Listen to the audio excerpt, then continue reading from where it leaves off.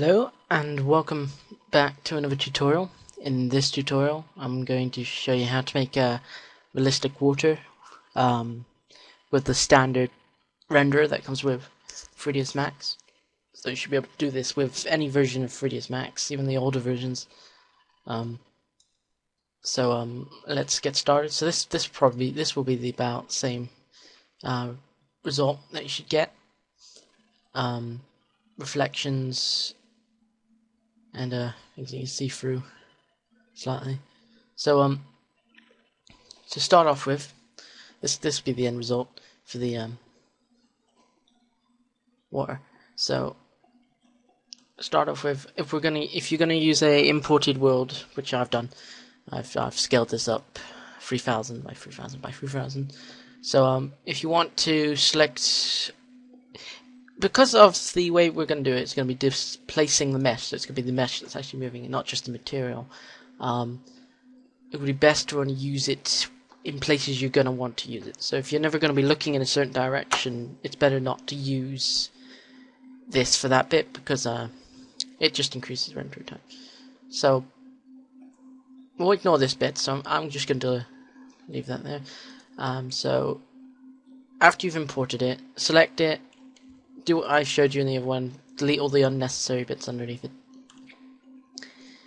and then after that select the world and go on to polygon, which is the fourth symbol over, which is a flat square, red square. Choose that and press F4 to show the wireframe over the shade object, and just select one of the water polygons, so any of them. And then in the edit geometry bit, which is over here, which I don't believe you can actually see on the thing, so let me just move this over. Right there. So there you go. You should be able to see now. As you can see in the surface properties, we got material and set ID and select ID and no name. So now we've selected one of the polygons, we know that this is the material ID 44. Now we're going to want to select all of the water. So just click on the drop down box and go back and click 44, and you'll select everything with the same material ID. Now as I only want that certain small section of, well, big section over there, I'm just going to hold down Alt and deselect the rest over here. And after you've done that, you're going to want to detach it. So in the edit geometry, just click detach, and if you want, cause of it, like water, and press OK, and then go out, toggle polygon, so you're out of it, and then select the new object you just made and go back into shaded or realistic, whatever you want. So now we've got the water separate. What you're going to want to do is convert it to editable poly, because editable poly is just better. So just right click, convert to editable poly. And in the modifier list, find tessellate, so just T and change it to polygons. It's better to do this so we get the idea of what the water's going to look like in the viewport, because it'll be very difficult to see if we do it a different way. So just keep in mind, if your graphics card is really old, it may really slow down your viewport because of the amount of extra polygons. So when you've changed that to polygons in tessellate, make sure this tension is 0. And it's up to you if you want to change the alliterations. You could set it to 2, which will increase it a lot. But just remember, you don't want to put it too much. But you can change this at any time you want. So after you've added that, I'm going to keep mine at 1 for now. After you've done that, you're going to want to add another modifier. So the modifier list again, and find displace. So just D and then find that. And once you've found that, we get this, which at the moment is useless. So under image, you want to go to map and click the known and choose. Oops. It's very slow for me. you're going to want to choose noise, or if you want, you can choose waves. Noise seems to be better, though, so I'm going to choose noise. So choose noise. Now you've got that map in there. Press M and choose a free material slot. And you're going to want to drag the map that you made in the displace modifier, which is the noise. Just drag it into the diffuse, the little grey box, the dark grey box beside the grey box and beside diffuse. Put that in, and the method to copy it is instance. Make sure it's instance, because then whatever we do in that material will happen in for the displace. So just copy that and assign the material to your water. Show shaded material in viewport, which is the fourth symbol over from the right. And after you've done that, press F4 to go out of that. And as you can see, I didn't realize this, but the water, because it's from the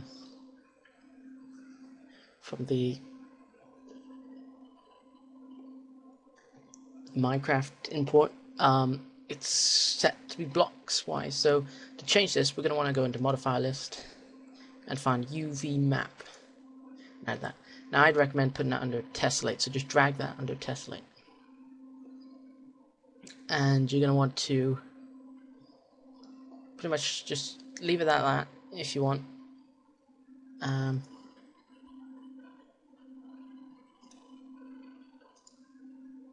So after you've added that, you can leave that. So you've got the UV map there. That just makes it so it's a flat plane instead of the box face by face. So after you've done that, go into your diffuse and click the M beside your diffuse, and then you can tweak this as much as you want. So all you need to do is make it as detailed as you want it to be. If you want, so maybe want it like this. Just gives you an idea. But the best way to find out how good it is to go back onto the displace and change the strength to something. So maybe 1. You may want to go into tessellate and increase that. It'll make it a bit more noticeable. You also might want to select the water and lower it a bit because it might be too high. So as you can see now, we've got the wave. So pretty much you just need to, it's up to you. You can customize it. You can go into fractal instead if you want. You may not want to do that. You may know it's really polygon-y. You can see all the squares. You probably can in the render as well. Let's quickly render that if it will render quickly.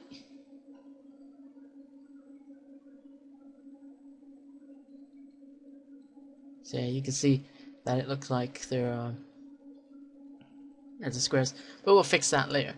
So just get that the way you want it to. You may want to make it more detailed. You may want to you gotta lower the size. Ignore the tiling. It's just better to do the size and just decrease that as much as you want. It's up to you. We'll fix the smoothing later, but it's up to you. So I'm going to keep mine at 1.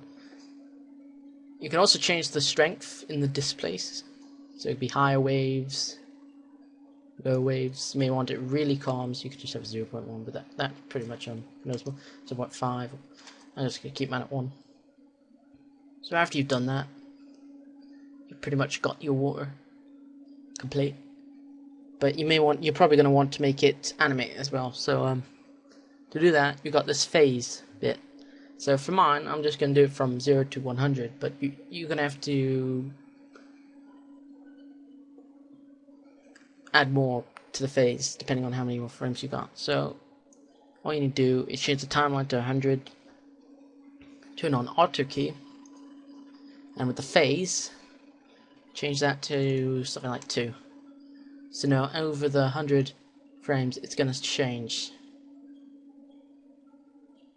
So it'll look like real water. So after you've done that, you're going to probably want to go to the modifier list again. after you've got the whole wave complete. You can modify list and add a turbo smooth. Now this would probably slow down your computer a lot, so the best thing to do is as you can see here, we got two different ones. We got alliterations 1 and then render to items. Change the alliterations down to 0, so it's pretty much useless in the viewport, and tick the render items and put that to 1 or even 2 if you really want to. So this means that when it renders out, it will have the turbo smooth on, but in the viewport it won't. So it just saves time because you don't want the graphics to get too tense, because then slow down your viewport and that can affect your workflow. So that's pretty much the water done. But now it's for the material. So for the material, just find another material slot and assign it to the material. I'm going to use the one I've already got, but just assign that. It'll go grey, not this color. Right. So what you got to first do is under shader parameters, make sure it's standard. It should be already standard. Tick two-sided. That may be an issue if you don't have that on. It may be invisible on one side, which it probably will. So make sure that's ticked. And then for the diffuse, change it to the color you want. You can tweak this. You may want an ocean that's red if you want, but you're more likely to want blue. So just go for a blue color. You're probably going to want to tweak this slightly. Specular and glossiness. This is more of just preference. You may want it less. The more it is, the more the light will be obvious on it. It's more white glossiness. So I've just put mine specular level 80, glossiness 30. So you may want to do that. You may not. It's up to you. And then under maps, which may be may need to extend, but after you got that, you got reflection and refraction. So just turn both of these on, change the amounts to 50 and 50, and then you're going to want to go on the known, which mine's already ray trace, and just choose just find ray trace under here, which is pretty much there. And once you've done that, that's pretty much it. You don't really need to tweak anything for that. You may want to, it's up to you. Under attenuation, you can change the fall off so that the reflection doesn't go on forever. It will stop at a certain point, which you can change from the start to end. It should be, but you know, it's just those small tweaks that you should do if you want. So I'm just gonna keep mine off. So and then under refraction, make sure that's 50. Both of these 50. You may want to tweak that. You may want it to be more. So go back on, click on the known, and choose refract, and which is just there. And you pretty much don't need to change that either. You may want to tweak it, but defaults should normally work. And before you render it and test it, you need to go to opacity, which is at the top, under blin, basic parameters, and change the opacity to about 50. You may want to tweak that as well. A lot of these preferences are more of what you want than what I can tell you. I can just tell you what I've got. So after you've done that, of course the render times are going to be increasing because you've got this. So expect it to take a bit longer than it would normally, because of course it's reflecting now. It's got to do all the calculations in it. So let me just render mine. It's going to take a bit longer now.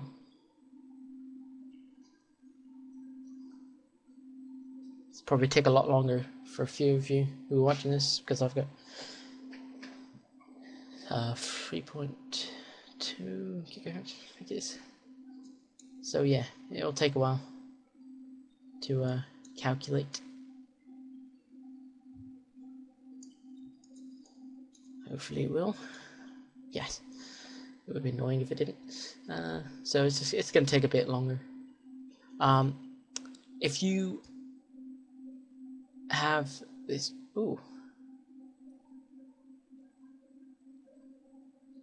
interesting.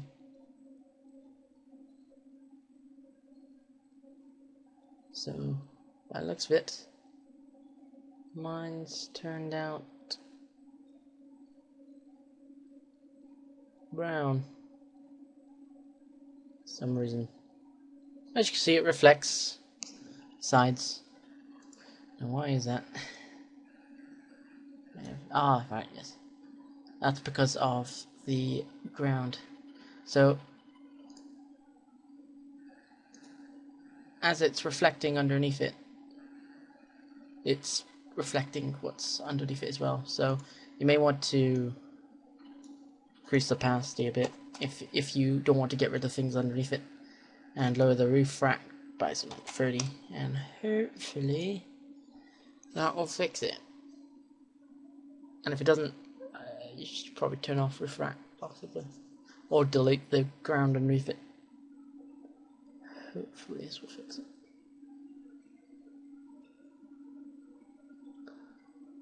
Although it could be a two-sided reason.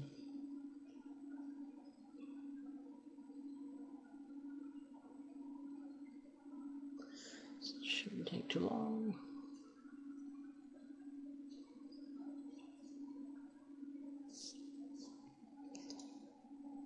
So you may want to increase turbo smooth even more, depending on the result you want.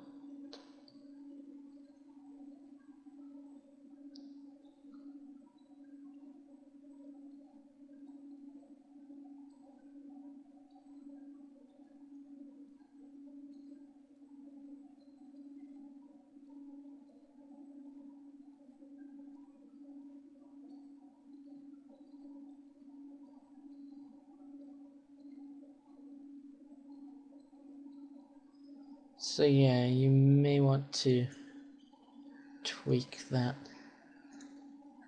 Also, another thing you should try if you're going to be testing this out, which you should be testing out, because obviously you can have issues like this, which I did not foresee.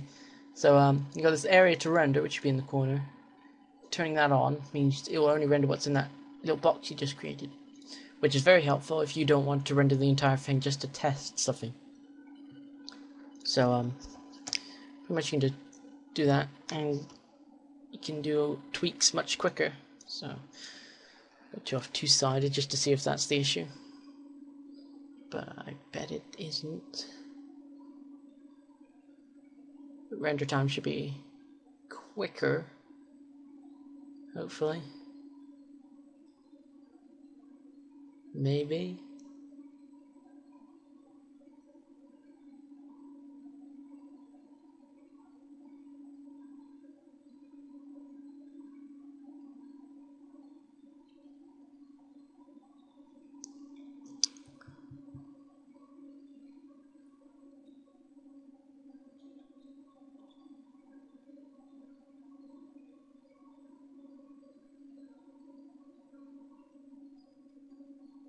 That didn't fix it. So as you can see, just testing it. So two-sided didn't cause it. So just tweak it until you think you've got it right. You may need to turn refract off depending on how it looks from underneath it. So it's just tweaking to get it right. Loads of tweaks. Could be the opacity, could be the refract, could be even the reflect, but it's more likely the refract. So just keep tweaking it until you get it right. You may need to tweak the color, or so it's slightly more darker.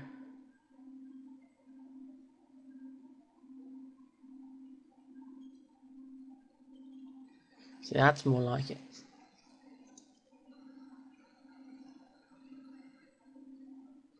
So pretty much that's pretty much all it is. You just gotta keep tweaking it. If yours turns out looking a bit like mine, really brownish, you may need to increase the opacity to 100% probably, or try lowering the refract, and you should get the result that you were looking for.